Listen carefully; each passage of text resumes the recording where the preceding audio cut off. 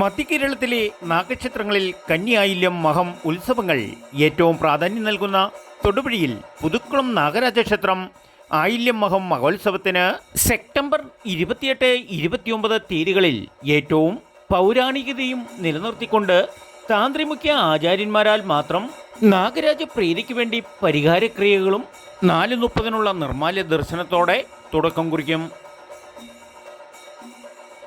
വർഷങ്ങൾ പഴക്കമുള്ള അതിപുരാതനമായ ഒരു നാഗക്ഷേത്രമാണിത്. പുതുക്കുളം നാഗരാജ ക്ഷേത്രം. തൊടുപുഴ മണക്കാടാണിത് സ്ഥിതി ചെയ്യുന്നത്. വെങ്ങല്ലൂർ ബൈപ്പാസിന് അടുത്ത് തന്നെ. ധാരാളം ഭക്തജനങ്ങൾ കേരളത്തിൻ്റെ എല്ലാ ജില്ലകളിൽ നിന്നും ധാരാളം പേര് ഇവിടെ വന്നു പോകുന്നുണ്ട്. കന്നിമാസത്തിലെ ആയില്യം മഹോത്സവമാണ് ഇവിടെ നടക്കുന്നത്.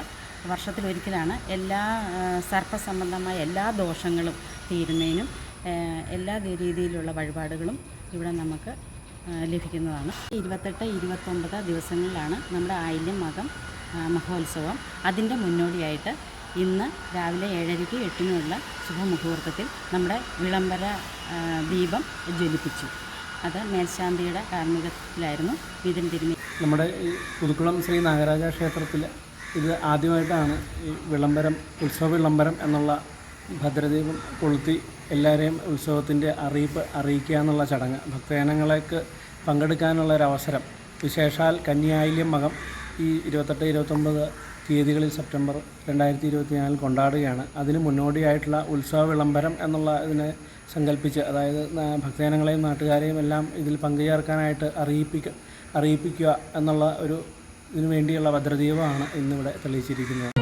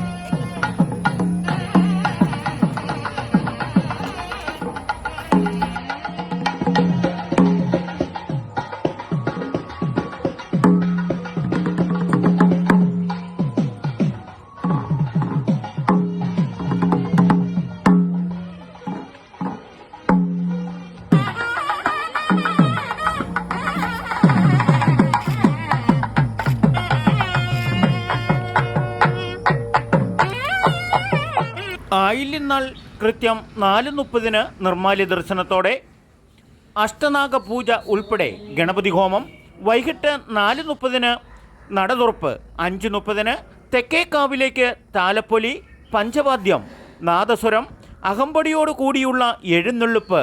ചരിത്രപ്രസിദ്ധമായ ഈ ആയില്യം മഹോത്സവം പുതുക്കുളം പരമ്പരാഗതമായ വിശ്വാസ സങ്കല്പങ്ങളുടെ പൈതൃകമായി ആദരിക്കപ്പെടുന്ന ഈ ഉത്സവം അപൂർവങ്ങളിൽ അപൂർവമായിട്ടുള്ള ദർശന സൗഭാഗ്യമാണ്. നാടിൻ്റെ നാനാദേശങ്ങളിൽ നിന്നും ആയിരക്കണക്കിന് ഭക്തജനങ്ങളാണ് ഈ താലപ്പൊലി ഘോഷയാത്രയിൽ ഭക്തി ആദരവോടെ പങ്കെടുക്കുന്നത്.